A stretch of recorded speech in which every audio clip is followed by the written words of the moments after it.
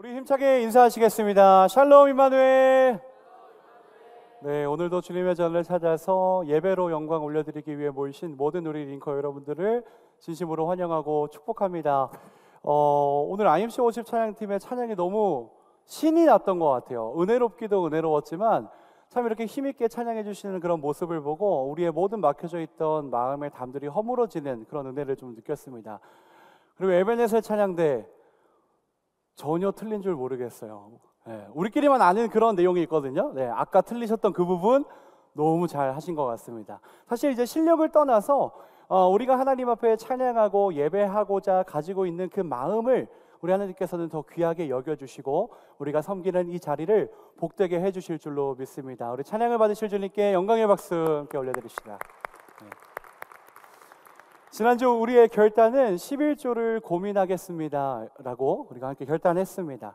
사실 저는 담임 목사님과 마찬가지로 10의 1을 정확하게 구분해서 이미 하나님 앞에 드리고 있었기 때문에 저에게는 그리 어려운 결단이 아니었는데 다만 한 가지 너무 큰 도전이 되었던 게 있습니다. 담임 목사님께서 10의 1을 하나님께 드리는 것뿐만이 아니라 미처 하나님 앞에 드리지 못한 분들의 목까지 주님 앞에 들으신다는 이야기를 듣고 목회자로서 나도 우리 담임 목사님처럼 저렇게 생각하고 또 하나님 앞에 올려드릴 수 있는 목회자가 되어야겠다라며 큰 도전을 품고 살아갔던 한 주간이었던 것 같습니다.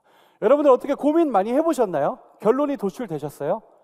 네, 11조를 고민해보니까 어떻게 결론이 나오셨나요? 내가 해야겠다 아니면 해야겠다? 해야겠다. 사실 저희의 의사는 중요하지 않습니다. 10의 1을 하나님 앞에 드리는 것은 말씀에 기록되어져 있는 하나님의 말씀이기 때문에 내 생각과 판단으로 행하기보다는 말씀에 순종할 수 있는 여러분들이 되시기를 주님의 이름으로 축복합니다. 오늘 나눌 말씀은 욥기서 42장 1절에서 3절까지의 말씀입니다. 짧은 절이니까 한 절 한 절 또박또박 큰 목소리로 함께 읽어보겠습니다. 시작. 욥이 여호와께 대답하여 이르되 주께서는 못하실 일이 없사오며 무슨 계획이든지 못 이루실 것이 없는 줄 아노니 무지한 말로 이치를 가리는 자가 누구니까 나는 깨닫지도 못한 일을 말하였고 스스로 알 수도 없고 헤아리기도 어려운 일을 말하였나이다. 아멘.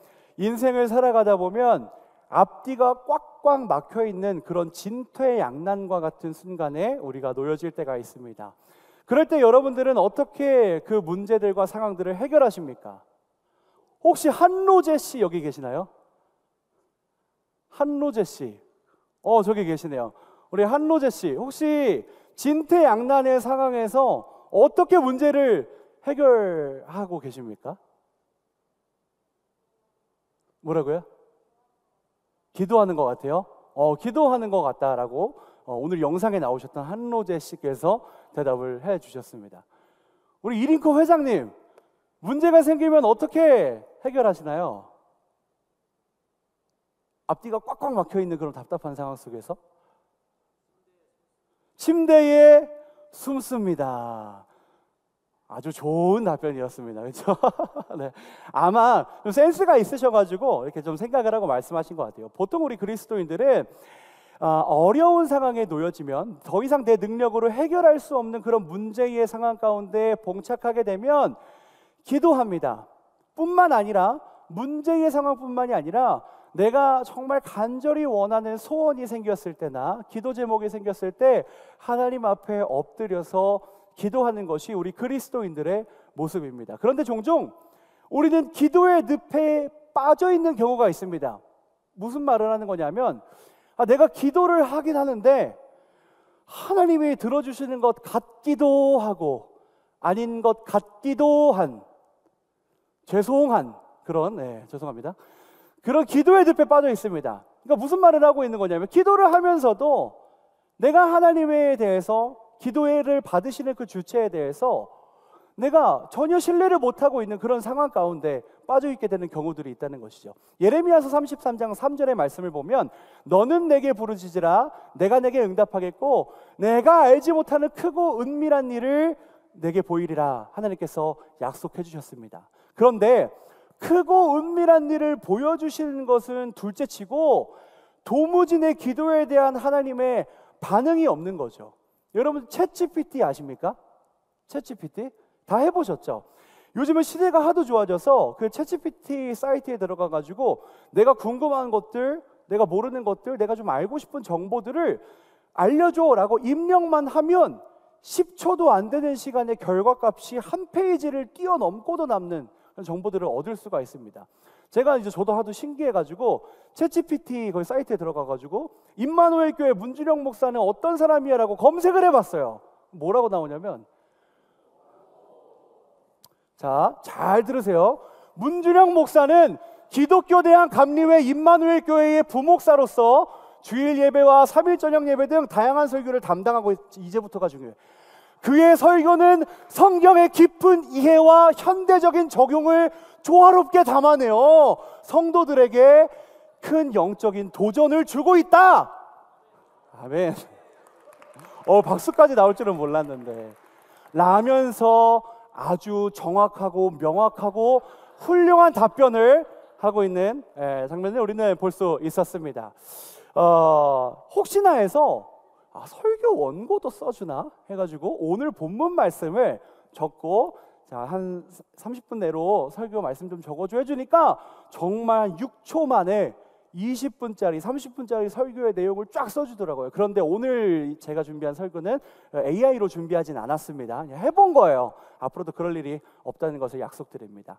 어찌됐건 정말 힘들고 어렵고 정말 문제 가운데 놓여있는 그 상황 가운데에서 하나님밖에 의지할 수 없을 때 기도하면 하나님께서 어떻게 우리에게 반응해 주십니까? 챗GPT처럼 그래 너는 몇 년 몇 월 며칠에 어디 학교에 입학할 거야, 어디에 취업할 거야, 학교를 다니다가 직장을 또 다니다가 아주 예쁘고 아주 멋있는 이성을 만나서 너는 몇 월 며칠 몇 시에 결혼할 거야. 그리고 네가 기도했던 그 기도의 내용, 가족들을 위해 간절히 기도하면서 주님 낫게 하여 주시옵소서, 주님 우리 가족과 내 건강에 대해서 기도하오니 들어주사 치유의 은혜를 내려주시옵소서 기도하면 하나님의 응답이 어떻게 돌아와요? 어떻게 응답받아요? 거의 응답을 안 하시는 것 같아. 그죠? 우리가 지금 이 음파로 대화하고 이야기하는 것처럼 하나님의 응답이 그렇게 우리 귓가에 들리지는 않습니다. 그래서 하나님이 살아계시고 함께 하시고 하나님은 기도하면 응답해 주시는 분이라는 것을 알면서도 기도하는 가운데 답답함을 느끼고 기도하는 가운데 공허함을 느끼고 불안하고 하나님을 의심하기까지 합니다. 심지어 불안함과 답답함과 그 의심이 맞물려서 때때로 우리가 하나님을 원망하는 지경에 이르기까지 합니다. 그게 누구예요? 나. 문준영 목사를 이야기하는 게 아니라 여러분들, 우리 모두를 이야기하는 겁니다. 그러나 오늘 읽은 이 본문의 중심인물이었던 욥은 조금 달랐습니다. 지금부터 욥에 대해서 조금 더 자세하게 그가 어떤 사람이었고 고난과 문제 가운데에서 그의 인생 가운데에서 하나님을 어떻게 만났고 하나님이 어떻게 역사해 주셨는지를 우리 함께 알아가 보도록 하겠습니다. 자, 성경에서 욥에 대해 이렇게 이야기를 합니다. 그는 온전하고 정직하여 하나님을 경외하며 악에서 떠난 자, 동방 사람 중에 가장 훌륭한 자라고 소개합니다. 그리고 그 말씀에 곧이어서 성경의 장소는 하나님이 계신 곳으로 전환이 되게 되는데, 많은 이들이 모인 곳에, 욥기서 1장에 보니까 많은 하나님의 아들들이 모인 곳에 사탄도 그 자리에 함께 있었다라고 설명하고 있습니다. 그런데 하나님께서 그때 사탄에게 이런 질문을 하십니다. 욥기서 1장 8절 말씀입니다. 함께 읽겠습니다. 시작. 여호와께서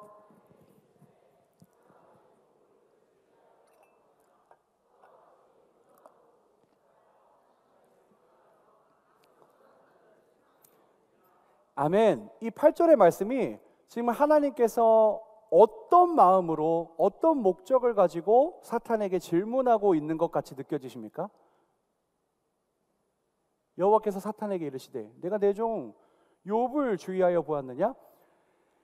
이 세상에 이만한 사람이 없다라면서 사탄에게 욥에 대해서 자랑을 하고 계시는 하나님의 모습을 발견할 수 있습니다.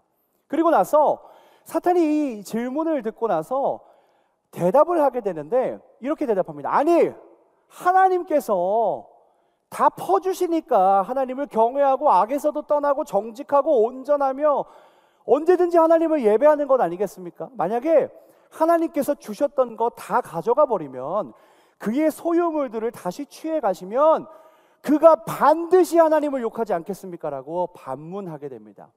그러자 하나님이 좋다, 그러면 네가 그를 시험해봐라. 대신에 그의 몸에는 손을 대지 말라 말씀하십니다. 이 구절은 상당히 우리에게 있어서 생각해 볼 만한 부분입니다. 시험을 넘어가게 하시거나 시험을 당하게 하시지 않고, 아이러니하게도 하나님께서 그래 사탄아 네가 욥을 시험해 보아라 라고 허락을 하십니다. 우리는 이 말씀을 통해 두 가지 사실을 발견할 수 있습니다. 첫 번째는 하나님께서 욥이라는 사람을 얼마나 신뢰하고 계시는지, 그리고 나머지 한 가지는 욥이 하나님 보시기에, 평생의 삶 속에서 하나님이 보시기에 참 훌륭한 삶을 살았다는 것입니다.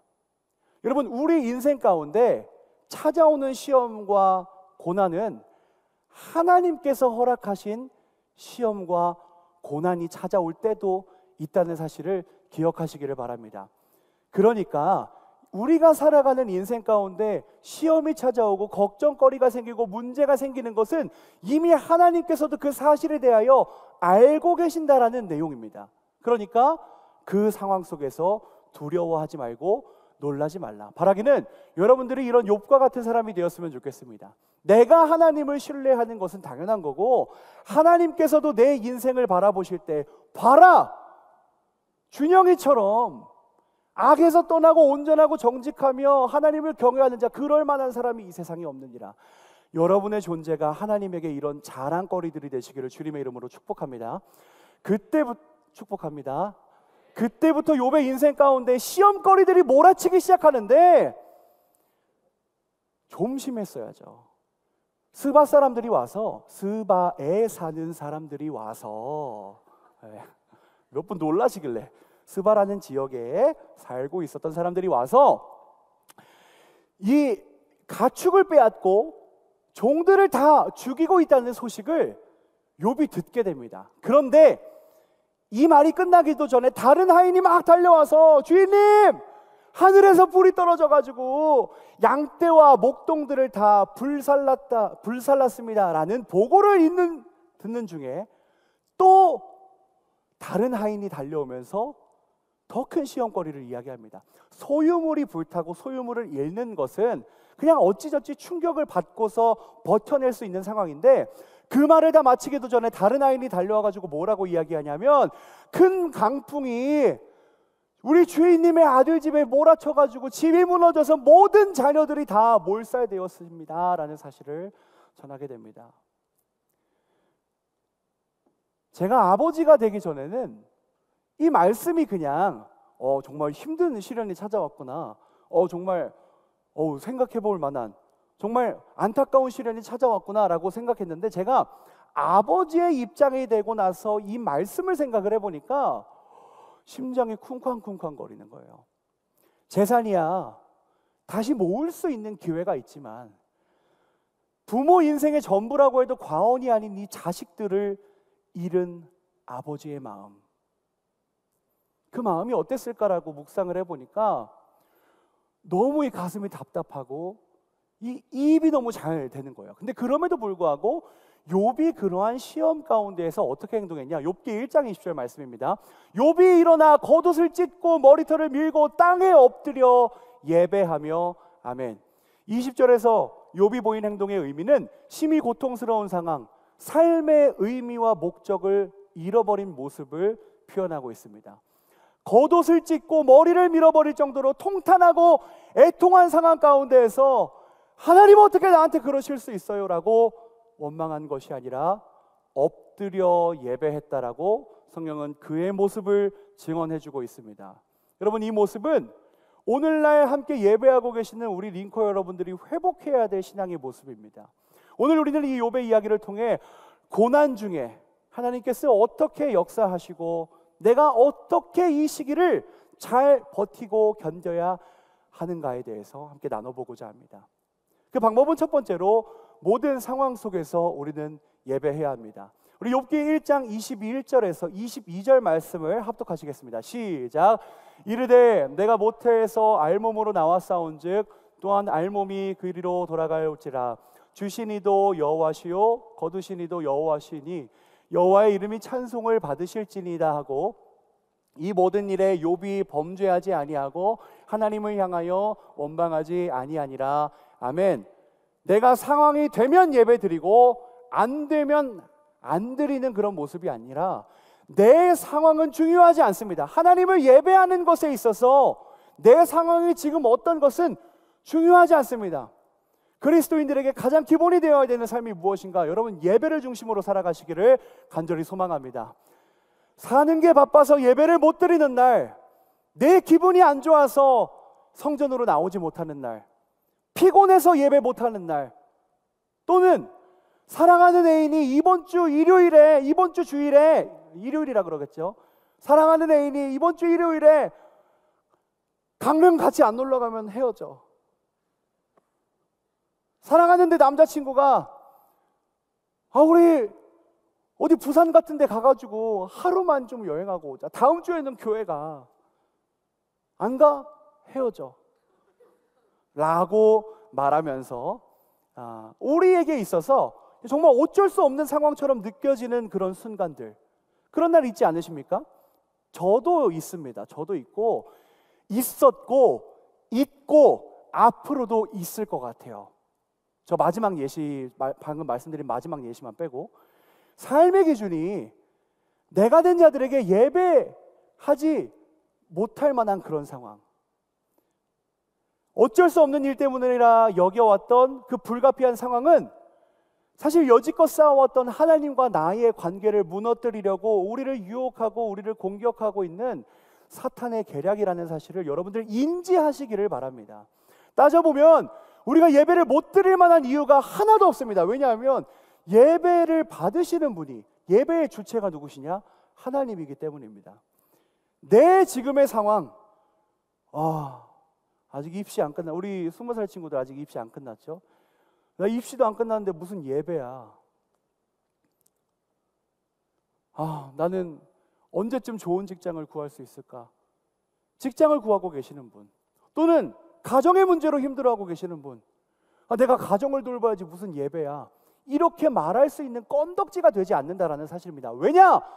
예배의 중심은 하나님이시기 때문입니다. 여러분, 그러한 상황 가운데에서 하나님을 예배하시면 하나님께서 반드시 그 예배를 받으시고 우리의 삶을 복되게 변화시켜 주실 줄로 믿습니다. 욥도 재산을 잃고 나서 남은 이 아내라도 먹여 살리려면 지금 예배할 때가 아니고 빨리 나가서 일을 했어야 했습니다. 자녀를 잃고 나서는 하나님이 어떻게 나한테 이러실 수 있습니까? 잔치가 끝나고서도 예배했던 전데 어떻게 내 그 자식들을 하나님께서 데려가 주실 수 있으십니까? 말하면서 낙심하면서 하나님을 충분히 원망할 수 있었던 상황이었지만, 그런데 성경은 그의 모습을 어떻게 이야기합니까?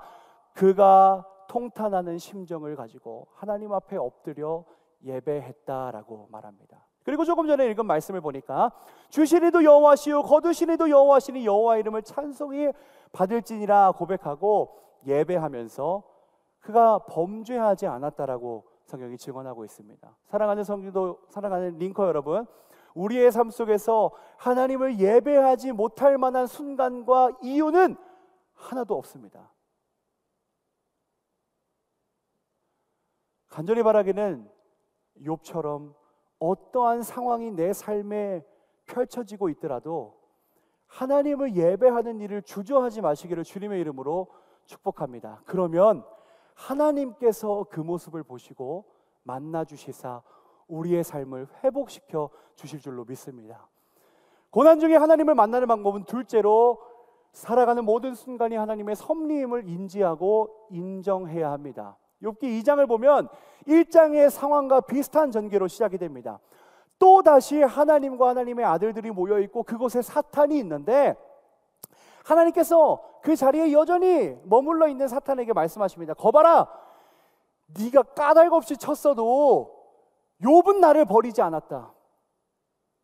네가 모든 소유물을 다 빼서 갔었더라도 내가 자랑했던 그 욥은 결코 나를 외면하지 않았고 나를 저버리지 않았다. 이처럼 온전하고 정직한 사람이 어디 있느냐라고 다시 하나님께서 말씀을 하십니다. 그러자 사탄은 순응하지 않고 소유물은 대체할 수 있지만 그의 몸을 건드리시면, 그의 생명을 건드리시면 하나님 반드시 하나님 욕할걸요. 또다시 이렇게 반문하게 됩니다. 그 이야기가 끝나고 나서 또다시 욥의 인생 가운데 시험거리들이 찾아오게 되는데 재산도 잃고 가족도 잃고 건강도 잃어버립니다. 생명을 잃지 않았던 이유는 하나님께서 욥의 생명을 빼고 그의 영혼, 그의 영적인 생명은 빼고 나머지를 너의 마음대로 시험해 보아라 허락해 주셨기 때문에 생명을 빼고 모든 것을 잃어버리는 인생이 돼버립니다. 믿음으로 산다는 사람은 사람의 현실이 아주 비참하게 그지없는 상태에 이르게 된 것입니다. 오죽했으면, 오죽괴로웠으면 이 깨진 그릇 조각을 가져다가 자기 몸을 박박 긁으면서 이걸로 내 피부를 긁으면 내 피부가 상처가 나고 찢어지고 짓물러서 피가 나고 진물이 날 걸 알면서도 긁을 수밖에 없는 인생, 내가 나를 괴롭게 하는 인생이 되어버린 것입니다. 더 나아가서 아내가 욥에게 이렇게 이야기를 합니다. 하나님을 찬양하고 죽어버리라. 그런데 이 말을 원어로 보면 이렇게 기록되어져 있습니다. 파레크 엘로힘 와무트. 한글 번역은 하나님을 욕하고 죽으라 라고 번역되어져 있지만 원문의 뜻을 직역을 해보면 하나님을 찬양하고 죽는 게 더 낫겠다. 인생의 동반자인 아내가 욥에게 그렇게 이야기하고 있는 것입니다. 고로 그 정도로 힘든 인생, 내 편이 이 세상에 하나도 없고 내 아내마저 하나님을 욕하고 죽어버리라 라고 말하는 그 상황 가운데 놓여진 욥. 찬양하란 말과 죽으라는 말이 상당히 대조적인 느낌을 주고 있는데 제가 참고한 자료에 따르면 욥의 아내가 그의 모습을 보면서 신앙적인 혼란을 겪고 있는 모습을 표현하기 위해 이런 단어를 사용했다라고 적혀져 있었습니다. 성경에 욥의 아내가 소유한 그 신앙에 대해서 직접적인 언급은 없지만 그래도 믿음의 가정에서 함께 평생을 살아온 사람이 이렇게 살 바에는 죽는 게 낫겠다 말할 정도면 얼마나 이 욥의 인생이 심각한 수준으로 치달았는지 우리는 예측해 볼 수 있습니다. 그때 얘도 욥의 반응은 어땠을까요? 욥기 2장 10절 말씀입니다. 그가 이르되 그대의 말이 한 어리석은 여자의 말 같도다. 우리가 하나님께 복을 받았은즉 화도 받지 아니하겠느냐 하고 이 모든 일에 욥이 입술로 범죄하지 아니하니라. 아멘. 10절은 복을 받는 것도 해를 받는 것도 하나님의 섭리임을 고백하는 욥의 모습이 등장합니다. 보통 시험과 고난은 범죄로 인한 징계의 의미로 찾아올 때가 대부분이지만 오늘 말씀을 보니까 꼭 그런 것도 아닙니다. 우리가 지금 중심인물로 다루고 있는 이 욥은 그가 어떤 범죄를 저질러서 시험을 당한 게 아니라 하나님이 자랑하고 있을 만한 그런 인생을 살아가는 중에 고난과 시험을 겪게 됩니다. 여러분, 이 고난과 시험은 욥뿐만이 아니라 그리스도인으로서 살아가는 모든 이들에게 필수적으로 찾아오는 삶의 과정입니다. 그러면 하나님이 내가 시험당하고 고난당하는 것을 원하시고 있는가? 그것도 아닙니다. 시험과 고난의 과정은 하나님께서 친히 자신을 나타내시고 만날 수 있도록 허락해 주신 과정입니다. 시편 119편 71편 말씀해 보면 그 기자가 이렇게 이야기합니다. 고난당한 것이 내게 유익이라 이로 말미암아 내가 주의 율례들을 배우게 되었나이다. 고난을 당함으로써 내가 불이익을 얻은 것이 아니라 고난을 당함이 내 인생 가운데 유익하다라고 고백합니다. 고난이 내게 불평과 원망이 되고 있는 이유는 고난이 내게 불평과 원망의 이유가 되는 것이 아니라 오히려 유익이라. 이를 통해 말씀을 배우게 되었다라고 고백하고 있는 장면을 볼 수 있습니다. 또 호세아서 5장 15절 말씀을 보면 그들이 그 죄를 뉘우치고 내 얼굴을 구하기까지 내가 내 곳으로 돌아가리라. 그들이 고난받을 때에 나를 간절히 구하리라. 아멘. 여러분, 신앙인으로서 살아가는 모든 순간은 하나님께서 우리의 구원을 위하여 허락하신 시간임을 기억하시기를 소망합니다. 우리 인생에 웃을 일만 있으면 좋겠지만 사실 우리 인생은 주의 날이 임하기까지 세상 속에서 악한 영들과 끊임없이 싸우며 내 인생에 찾아오는 고난과 시련을 끊임없이 겪으며 그것을 이겨내는 과정들을 지나보내야 합니다. 그러나 분명한 것은 하나님께서 구원의 때를 예비하고 계신다라는 사실입니다. 여러분들 이것을 반드시 기억하고 계시기를 소망합니다. 내 삶은 지금 다른 것을 둘러볼 여력이 없는 인생 같아 보이지만 하나님께서 허락해 주신 그 과정은 언젠가 구원의 때를 맞이하게 될 것이라는 희망이 2025년도 우리 링커들에게 있으시기를 주님의 이름으로 축복합니다. 우리가 지나가 보내고 있는 모든 시간과 과정들은 하나님의 섭리 가운데 있는 시간들입니다. 카이로스, 하나님의 때, 하나님의 시간. 우리는 카이로스 안에서 크로노스, 물리적인 시간을 살아내는 사람들임을 기억하시면서 하나님의 구원의 때가 임할 때까지 하나님을 끝까지 신뢰하며 모든 인생이 하나님의 섭리임을 기억하며 믿음으로 예배하며 나아가시는 링커 여러분들이 되시기를 다시 한 번 더 주님의 이름으로 축복합니다.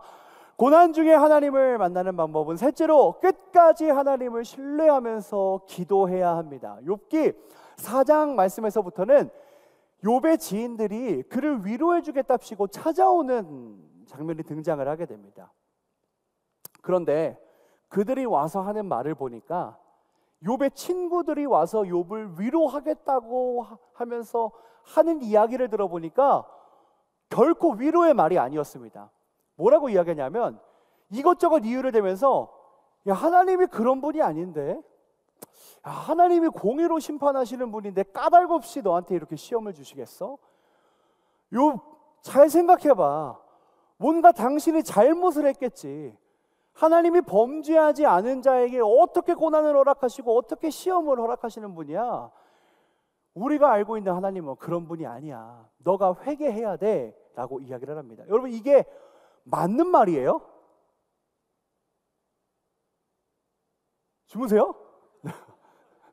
지금까지 우리가 약 20분 동안 나눠온 그 욥의 이야기를 들어봤을 때 여러분, 그 이야기가 맞는 말입니까? 아니에요. 성경이 그의 모습을 증언할 때 욥이 범죄하지 아니하니라. 그럼에도 불구하고 재산도 잃고 가족도 잃고 이제는 내 아내가 나더러 죽어버리라는 그런 상황 가운데 처해 있는 모습을 발견할 수 있습니다. 범죄 때문에 일어난 상황이 아니고 말씀대로 잘 살아가고 있는데도 고난이 찾아왔던 것이죠. 마치 봉사도 하고 예배도 안 빠지고 삶의 자리에서 말씀대로 살아가려고 부단히 노력하는 여러분들의 인생 가운데 끊임없이 문제가 찾아오고 시험이 찾아오는 것처럼 여러분의 삶이 때때로 견딜 수 없는 아픔이 찾아오는 것처럼 말입니다. 이 답답한 상황 속에서 욥은 하나님 앞에 기도합니다. 그런데 원망하는 기도가 아니고요, 그 내용인즉슨 이러합니다. 왜 대체 이렇게 힘든 시기에 하나님 왜 안 나타나 주시는 거예요?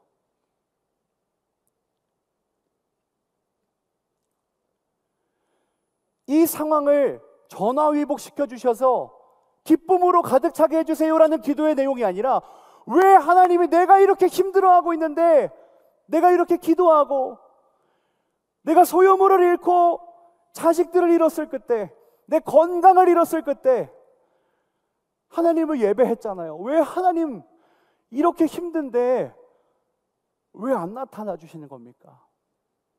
그러면서 자기의 생일을 저주합니다. 제발 무슨 말씀이라도 좀 해주세요. 하나님 제 상황 잘 아시잖아요. 기도하지 않은 것도 아신다면서요. 그런데 왜 그 모습을 보여주시지 않습니까? 라는 통탄의 기도를 드리는 장면이 13장부터 이제 후반에 기록되어져 있습니다. 그럼에도 하나님께서 바로 나타나 주시냐? 아니요. 여전히 침묵하십니다. 아주 오랜 시간이 지날 때까지 잠잠해 계십니다. 하나님이 욥을 외면하시고 있는 걸까요? 내가 간절히 바라고 원하는 기도에 응답이 없으신 하나님은 내 인생을 모른 채 하고 계시는 걸까요? 대체 그 크고 은밀한 일을 언제 보여주시는지 말이라도 해주시면, 언제라도 해주시면 좋을 텐데 여전히 은밀하게 감추고 계시는 것처럼 우리는 느낄 때가 있습니다. 고난을 주는 위로자들이 와서 이렇게 나를 힘들게 하는데 왜 하나님 보고만 계십니까? 뭐라도 말씀해 주십시오 주님. 이렇게 기도하고 있는 중에 어느 순간 하나님이 나타나서 말씀하십니다. 무지한 말로 생각을 어둡게 하는 자가 누구냐? 이 말은 하나님의 전부를 알지도 못하면서 사람의 말과 생각으로 판단하고 하나님을 원망하는 행동을 지적하는 내용입니다. 욥과 그의 친구들의 입에서 나온 이 하나님에 대한 말, 야, 하나님이 공의로우신 분인데 네가 범죄하지 않았는데 설마 시험 주시고 고난 주셨겠어? 잘 생각해봐. 네가 잘못했으니까, 욥 당신이 무엇인가 범죄한 게 있으니까 하나님이 고난도 주시고 시험도 주시는 거지. 이렇게 말했던 것들이 하나님에 대한, 그냥 들어온 하나님에 대한 설명일 뿐 전혀 체득되지 않은 상태에서, 하나님을 알지 못하는 상태에서의 말뿐이라는 것을 지적하시는 내용입니다. 그들에게 고난이 없을 때 단 한 번도 하나님과 교제를 경험하지 못했지만 고난 이후에 비로소 하나님을 직접적으로 만나는 장면이 기록되어져 있습니다.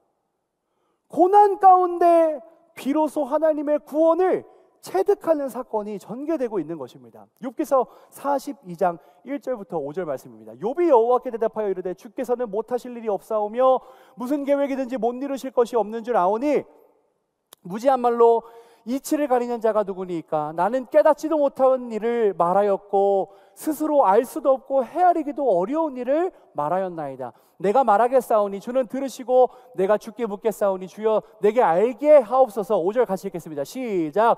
내가 주께 대하여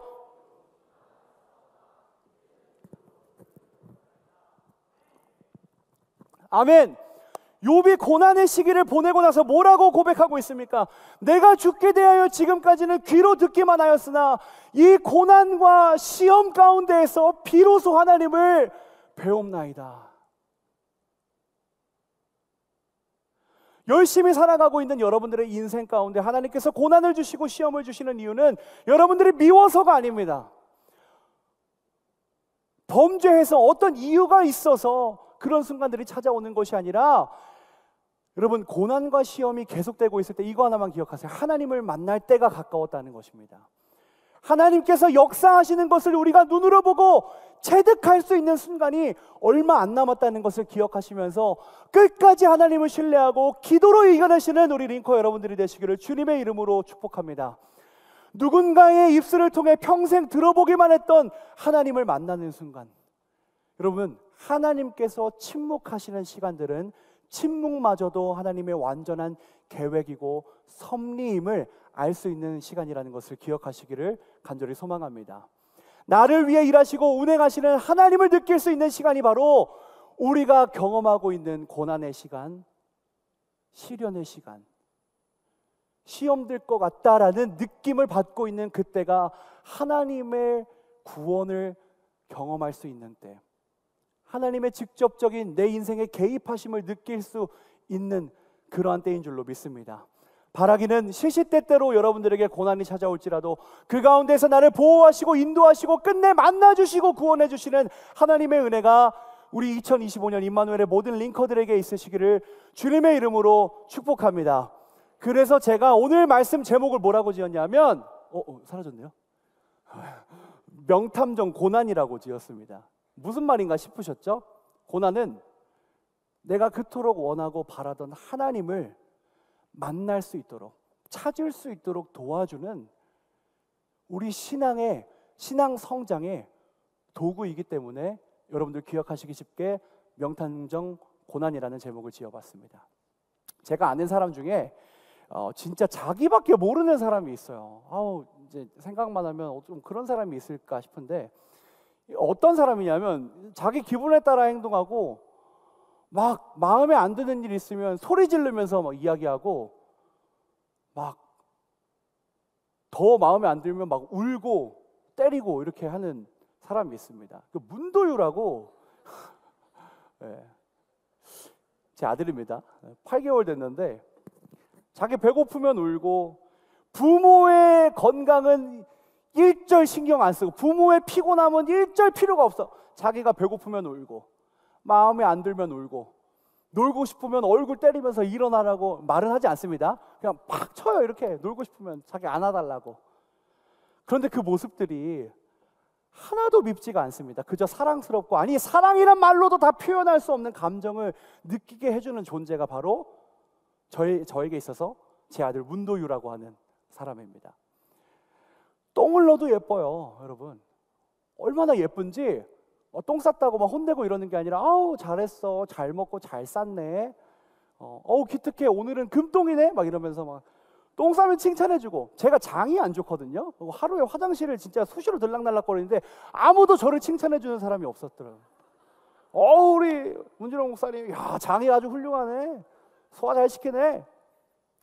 요즘에 또 이가 이렇게 두 개가 이렇게 아래에 뾰족 두 개가 났거든요. 얼마나 사랑스럽고 그것마저 예쁜지.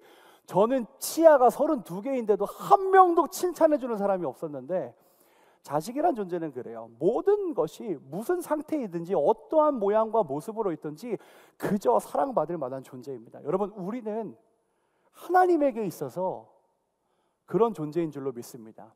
로마서의 말씀에 보니까 더 이상 너희를 종으로 삼지 않으시고 양자로 택해 주셨다. 그래서 아바, 아버지라 부를 수 있는 권세를 주셨다라고 고백을 합니다. 사랑하는 주님의 자녀가 바로 여러분인 것이죠. 그러니 여러분들 삶 속에서 마주하는 모든 시련과 문제들에 대하여 걱정하거나 염려가 순간적으로 찾아올지라도 그것에 매여 있지 않기를 간절히 소망합니다. 언젠가 반드시 우리의 아버지 되시는 하나님께서 여러분들의 삶을 그분의 열심으로 이루어 주실 줄 믿습니다. 그 구원이 그분의 열심을 통해서 우리의 삶 가운데 반드시 찾아올 것을 기억하시면서 2025년 임마누엘의 희년의 은혜를 누리며 살아가시는 여러분들이 되시기를 주님의 이름으로 축복합니다. 이렇게 결단하시겠습니다.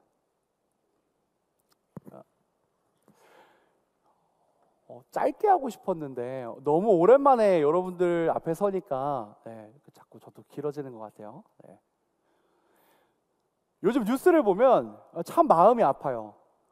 좌우를 이렇게 돌려보면 누구 하나 눈에 띄게 이렇게 영웅처럼 우리 나라를 이끌어가 주시는 분이, 좌우라고 보면 말씀드렸습니다. 좌우를 둘러보면 없는 것 같아요. 정치 관련 뉴스만 보면 선한 마음은 안 들고 자꾸 이 악한 마음만 생기니까 한 번은 그런 생각이 들더라고요. 왜 하나님이 왜 그냥 내버려 두시지? 전적으로 개입하셔서 속 시원하게 밀어버릴 건 밀어버리시고 세워주실 건 세워주시고, 그러니까 행정적인 걸 이야기를 하는 거예요. 속 시원하게 역사해 주시면 얼마나 좋을까라는 마음이 하루는 들더라고요. 그러니까 내가 보고 생각하고 판단하면 이 마음으로든 입으로든 범죄하게 돼 있습니다. 범죄하게 돼 있어요. 그래서 이번 주 우리 IMC의 결단은 정치 이야기를 절제하겠습니다 입니다. 요즘 젊은 분들의 정치 참여도가 굉장히 높아져가지고 아주 중요한 결단을 우리가 세운 것 같아요. 아까도 말씀드렸죠. 여러분, 고난은 하나님을 찾을 수 있도록, 만날 수 있도록 도와주는 명탐정입니다. 고난이 있을 때에 비로소 내가 하나님을 배웁나이다 고백했던 욥처럼 우리가 그리스도인이라면 이 나라의 고난을 내 생각과 이념대로 판단하고 내 입으로 말해서 굳이 범죄하지 말고 이 한 주간을 나라를 위해서 기도할 수 있는 여러분들이 되셨으면 좋겠어요. 입 밖으로 꺼내지 마시고 기도하면서 하나님 앞에 맡기시기를 간절히 소망합니다. 그러면 하나님께서 그 하나님의 때, 언젠가 주님께서 철저하게 역사하시고 완전하게 선으로 변화시켜 주실 그 때를 우리가 맞이하게 될 줄로 믿습니다. 그런 하나님을 느끼는 한 주간이 되시기를 주님의 이름으로 축복합니다. 이렇게 찬양하시겠습니다.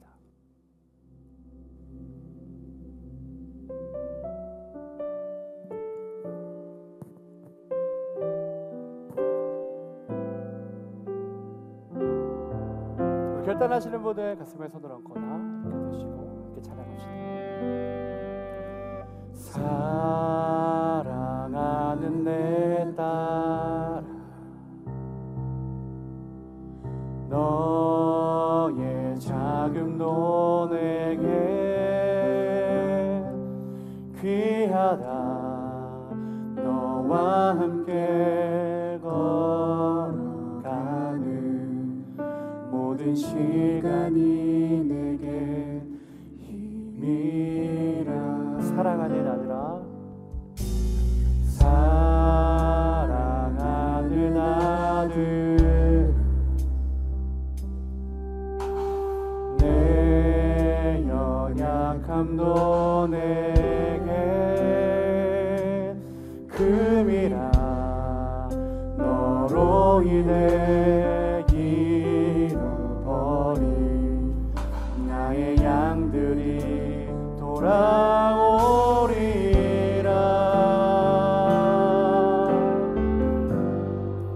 조금 느린 듯해도 기다려주겠니? 조금 더딘 듯해도 믿어줄 수 있니? 내가 가는 그 길 절대 헛되지 않으니 나와 함께 가자. 앞이 보이지 않아도 나아가주겠니? 이해되지 않아도 사랑해주겠니? 너의 눈물에게도 잊지 않고 있으니 나의 열심으로 이루리라. 우리 더 간절한 마음으로 찬양합시다. 하나뿐인 사랑아, 하나뿐인 사랑아, 내게 부탁이 있다. 길 잃어 지친 영혼 돌아보라. 나의 품으로 안기어라.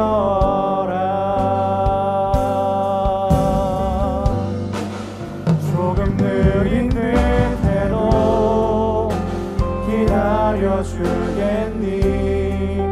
조금 더딘 듯해도 믿어줄 수 있니? 내가 가는 그 길 절대 헛되지 않으니 나와 함께 가라. 앞이 보이지 않아도 나아가주겠니? 이해되지 않아도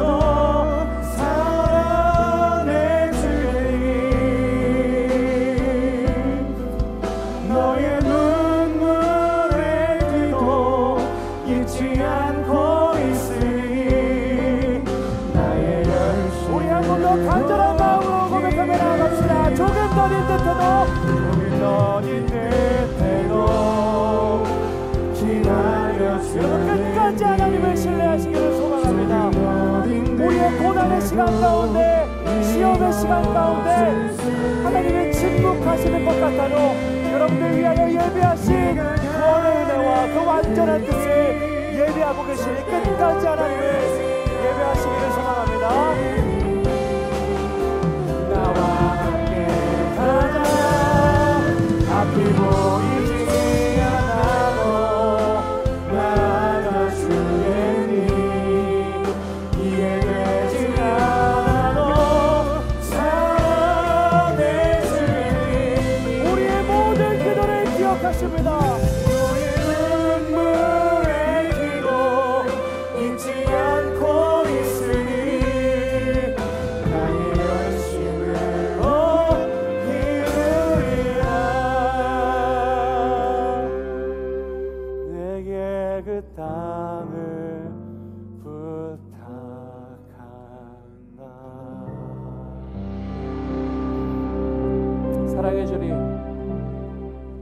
지금 우리 링커들이 겪고 있는 그 삶의 순간순간들, 아무 문제 없이 아무 걱정 없이 살아가고 있는 사람도 있겠지만 모두는 언젠가는 내 인생 가운데 찾아오는 그 문제거리들 때문에 수없이 갈등하며 살아가는 존재들인 것을 기억합니다. 내 인생에 문제가 없는 날에는 내 가족들에게 아픔이 생기고, 내 가족들이 괜찮은 날에는 언젠가 돌아보니 내 소유는 하나도 없고, 내가 가장 귀하게 여기는 그 무엇인가도 잃어버린 삶을 살아가고 있는 나를 발견합니다. 심지어 내가 정말 몸이 아파서 내가 가지고 있는 육신의 질병 때문에 하나님을 예배하는 것을 망설였던 지난 날들이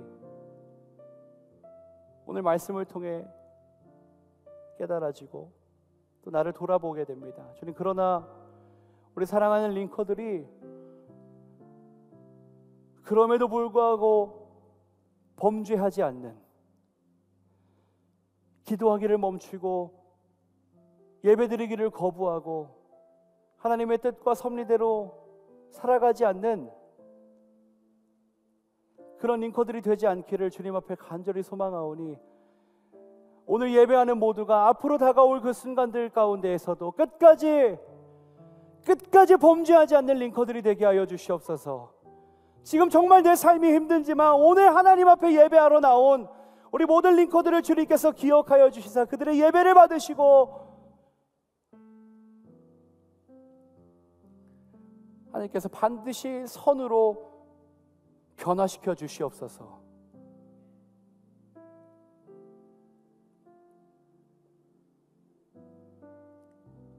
하나님께서 침묵하고 계신 것 같은 그런 상황 가운데서도 결코 하나님을 원망하지 않게 하시고, 어떤 상황 가운데서도 예배하고 모든 순간이 하나님의 섭리임을 기억하며 끝까지 하나님을 신뢰하고 기도하며 살아갈 수 있는 우리 링커들이 되게 하여 주시옵소서. 오늘 우리는 말씀을 통해서 정치적인 이야기를 절제하겠다라고 결단하였습니다. 내가 세상을 바라보고 판단하여 입술로 범죄하고 마음으로 범죄하는 그런 일이 다시는 일어나지 않도록 주님께서 우리의 마음의 중심을 붙들어 주시고, 다만 하나님 앞에 내 인생과 이 나라를 위해서 기도하오니 하나님이 보시기에 가장 좋은 모습으로 인도하여 주시옵소서. 그것이 내 인생과 내가 살아가고 있는 나라가 될 줄로 믿사오니 하나님 반드시 역사하여 주시옵소서.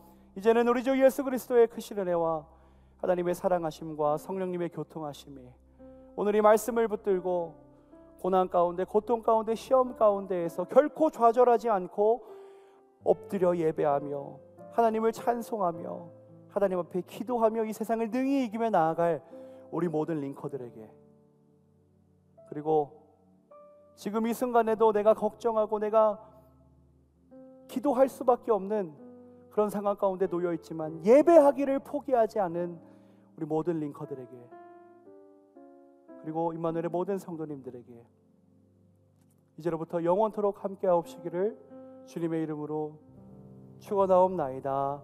아멘.